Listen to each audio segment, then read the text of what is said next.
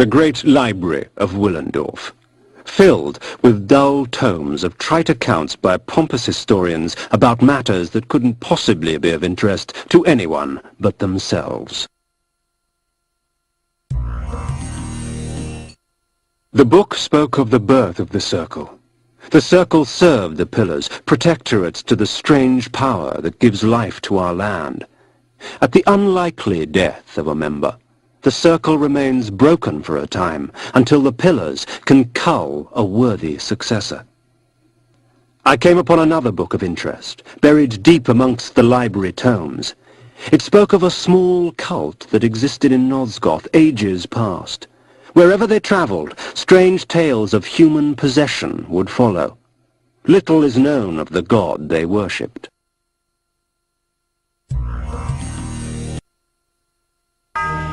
The court of King Ottmar, shades of my former existence, proud and self-absorbed, surrounded by all the finery of the realm, secure in their ignorance.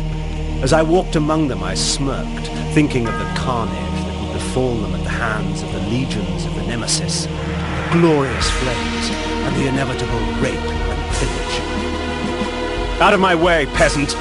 The stench of the fields hangs over you like a pall. The king sees no one. He is in mourning for the princess. He'll be in mourning for his kingdom soon, and he'll mourn for you even sooner if you don't get out of my way! Ooh. And so I won my audience, such as it was, with Ottmar. He cared not for the invading armies from the north, only of the plight of his child. Her birthday present. To celebrate her birthday, I declared a contest. Whoever created the finest doll in the realm would be granted a royal favor.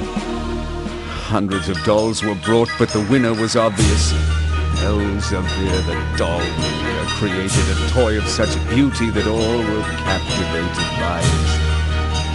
And all he would take in payment was a lock of her hair. Soon after, she became like this, a lifeless puppet. Whoever restores her to her former self shall have this kingdom! Thus, my hunt for the doll maker began.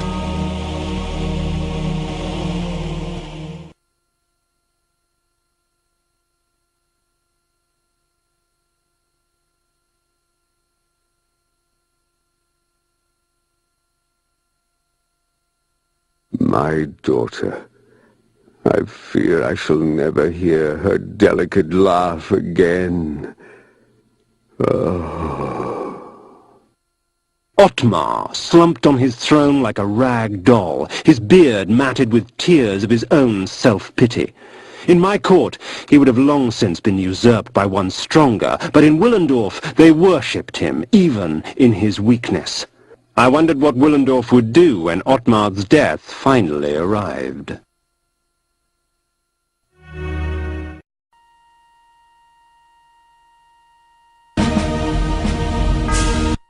Elzevir, I have come for the soul!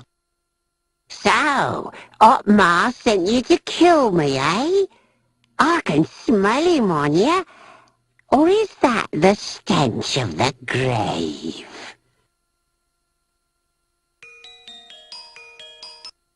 Dollmaker, I have no time for these games. The soul is mine! I earned it! Ottmar gave it to me!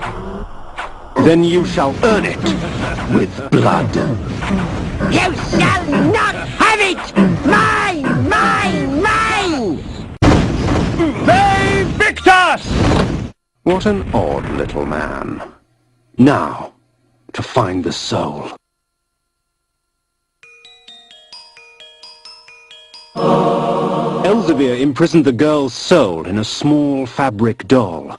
The old man's intentions I shall never know.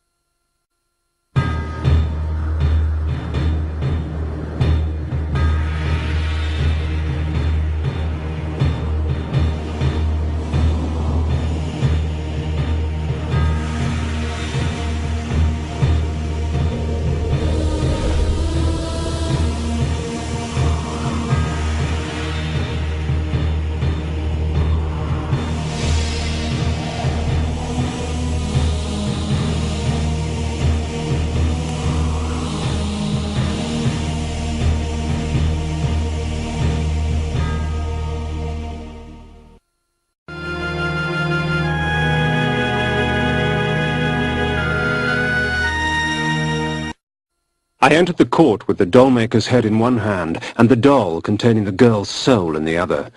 I placed them both before the king and watched his eyes catch fire. With the doll in their possession, the court's sorcerers could restore his daughter's soul. I do not know that I can thank you enough, warrior. My kingdom is but a small price to pay for my daughter's life.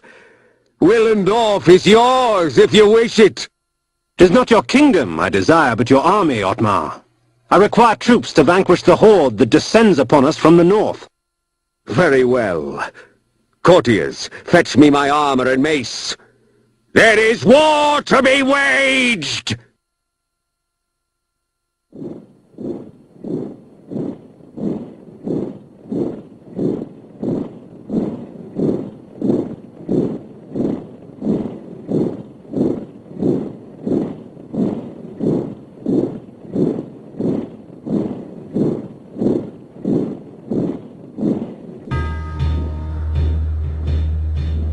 The scourge of Nosgoth is upon us, friends. We shall die today as heroes, lest we live tomorrow as slaves. Ready thine arms for Nosgoth!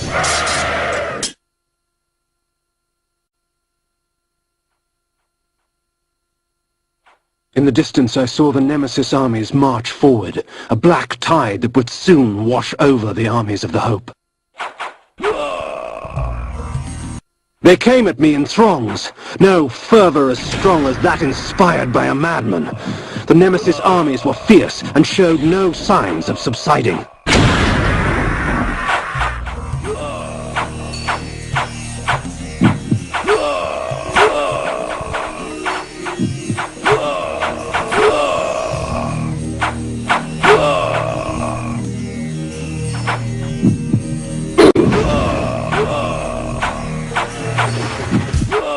I sated my thirst on warriors of Horde and Hope alike, the dying relinquishing their final moments to give me strength.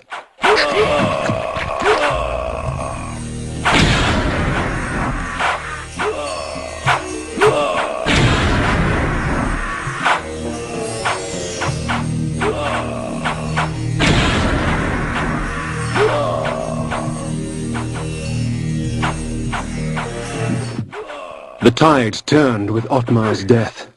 I watched as the remaining survivors of the armies of Hope fled to the safety of the forest.